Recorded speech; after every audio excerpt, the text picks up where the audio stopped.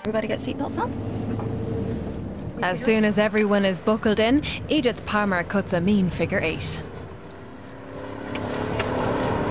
The Mercedes plant test track is her favourite place to work. And I know it's not supposed to be a girly thing, but I love the sound of the motor and the power that you get from the AMG. I love it.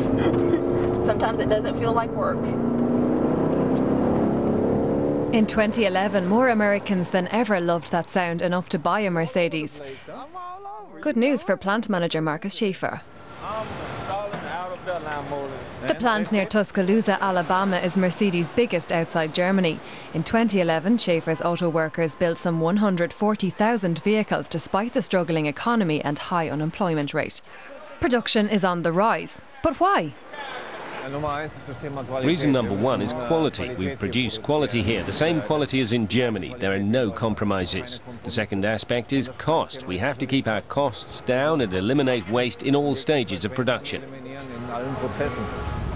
In the US, that adds up to success. The Tuscaloosa plant is humming along, and for the first time, Mercedes is challenging BMW for the lead in America's luxury car market. But the competition isn't sleeping. In Virginia, 1,300 kilometres north of Tuscaloosa, Audi marketing officer Scott KEOGH has polished up Audi USA's faded image and given it a complete makeover as a top-of-the-line German brand. It's growing by leaps and bounds, 20% in December alone. I think if you look at the Audi buyer, there's someone who likes new technology, there's someone who likes high design.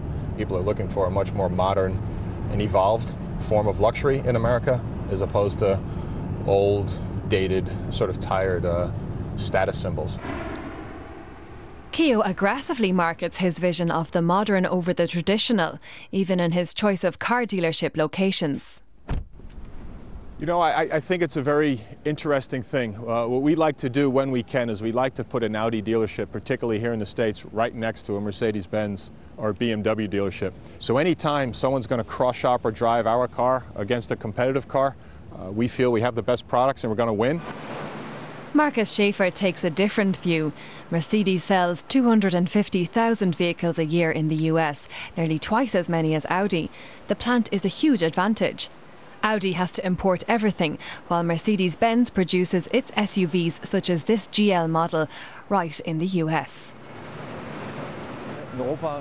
In Europe, the car has a market value of more than €100,000. So how does producing it here keep the price down? We have lots of advantages: the exchange rate, the logistics, and a very efficient network of suppliers here.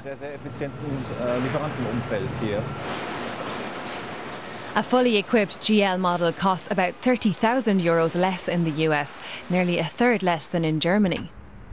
On-site production has another advantage. Jack Lee has run the area's biggest Mercedes dealership for more than 25 years. He points out that luxury brands can easily run into image problems, especially when the US economy is struggling, as it is now. She's using that. Right.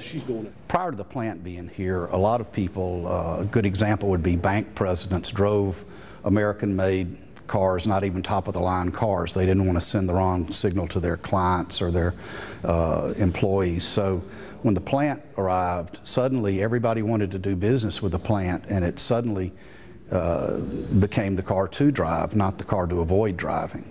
Audi sees the writing on the wall and has plans for a US plant. But for now, Scott KEOGH is relying on his aggressive marketing strategy. What we're going to have is going to be early Tuesday morning with Siegfried's schedule, yeah? I actually think it's mocking me.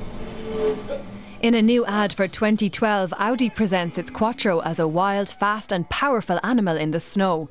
The Virginia team discusses the rough cut. I also like the one where he's down on the ground and, yeah, Quattro.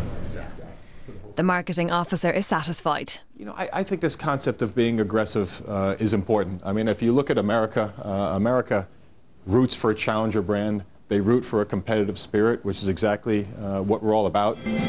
Scott KEOGH's response to Mercedes is simple: make it disappear, at least in the ad.